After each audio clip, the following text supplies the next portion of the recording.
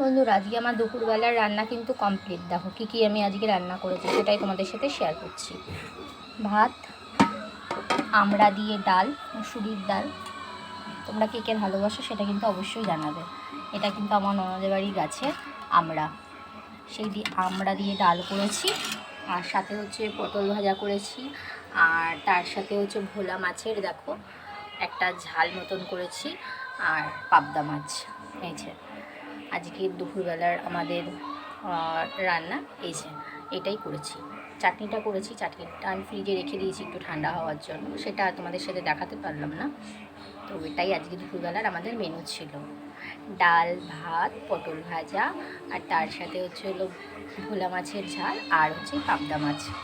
কেমন লাগলো রেসিপিটা তোমরা কিন্তু অবশ্যই সেটা জানাবে, হ্যাঁ, কমেন্ট করে। আর তোমরা কে কে ভালোবাসো ভোলা মাছ আর হচ্ছে হলো পাবদা মাছ খেতে, আর এই দুটোর মধ্যে কোন মাছটা খেতে বেশি ভালোবাসো সেটা কিন্তু অবশ্যই জানবে।